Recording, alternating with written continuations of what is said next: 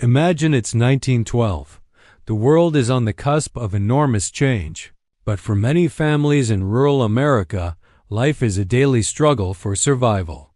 This is the story of the Callahan family, a tale of hardship, resilience, and a quiet revolution that changed the American dinner table forever. In a small, weathered farmhouse tucked away in the countryside lived the Callahans. John Callahan worked tirelessly from dawn till dusk, his hands calloused from wrestling a living out of the stubborn soil. His wife, Mary, was the heart of the home, but her heart was heavy. With 5 young children to feed, every meal was a challenge. Their days were measured not by the clock, but by the gnawing ache of hunger. The winter of 1912 was particularly brutal. A meager harvest had left their pantry nearly bare. The children, once full of life, were now quiet and pale. Their laughter had faded, replaced by the silent pleas in their eyes. Mary would often find herself staring into an empty pot, her mind racing, trying to figure out how to stretch a handful of flour and a few potatoes into a meal for 7. Desperation was a constant, unwelcome guest at their table. John, seeing the worry etched on his wife's face and the listlessness of his children, felt a crushing weight of failure. He was providing all he could, but it simply wasn't enough. One crisp autumn morning, a dusty automobile, a rare sight in these parts, sputtered to a halt in front of their farm. A woman stepped out, dressed in a practical but smart traveling suit. Her name was Vera Marsh, and she carried a clipboard and a heart full of purpose. Vera was a home demonstration agent, one of the first of her kind. Her job was to travel through the countryside, bringing modern knowledge of nutrition, canning, and home economics directly to farm families. Mary Callahan watched from her porch, her arms crossed, suspicion clouding her face. City folks, with their fancy ideas, didn't understand their life, their struggle. What could this stranger possibly teach her that she didn't already know about surviving? Vera approached with a warm, disarming smile. She didn't lecture or condescend. Instead, she asked questions. She listened. She walked with Mary through her sparse garden, pointing out edible weeds Mary had always overlooked. She admired the few chickens scratching in the yard and gently asked about their egg production. Vera spoke of new gardening techniques to increase yield, of rotating crops to enrich the soil, and of something that sounded almost like magic, canning. Canning, Vera explained, was a way to capture the abundance of summer and store it for the lean months of winter. She described how to safely preserve fruits and vegetables in glass jars, creating a pantry filled with food that could last all year. To Mary, who had only known the cycle of feast and famine, this was a revolutionary idea. John was even more skeptical. He saw Vera as another government official trying to meddle in their affairs. He'd been farming this land the same way his father and grandfather had. Their ways were proven by time. He didn't have the time or money for newfangled experiments. He told Vera, politely but firmly, that they were doing just fine on their own. But Vera was persistent. She understood their pride and their fear of the unknown. She didn't argue. Instead, she offered to show them.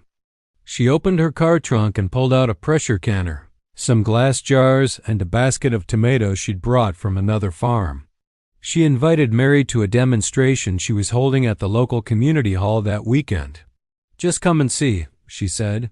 "There's no obligation. But I believe this can help." Mary's curiosity warred with her pride. The image of her children's hungry faces was the deciding factor. She told John she was going. That weekend, Mary walked into the community hall, a place usually reserved for Sunday socials, and found it buzzing with a different kind of energy. Women from neighboring farms, their faces etched with the same worries as her own, were gathered around Vera Marsh. Vera's demonstration was captivating. She moved with a confidence and expertise that was inspiring. She explained the science behind sterilizing jars, the importance of a proper seal, and the dangers of spoilage. She showed them how to turn a bushel of ripe tomatoes into rows of beautiful, ruby-red jars filled with sauce and whole tomatoes. She made it look not just possible, but simple. As the women worked together, a sense of community blossomed. They shared stories, traded tips, and for the first time in a long time, they shared hope. They weren't just canning vegetables. They were preserving their families' futures. Mary left that day with 2 jars of canned tomatoes and a mind full of possibilities. Back home, she showed the jars to John. He examined them, turning the warm glass over in his rough hands. That night, Mary opened one of the jars and added the tomatoes to a simple stew. The burst of rich summer flavor was a revelation. It was more than just food. It was a taste of a brighter future. The children ate with an enthusiasm she hadn't seen in months. That small taste of success was all it took. John, seeing the tangible result, finally lowered his guard. He started listening to Vera's advice about crop diversification.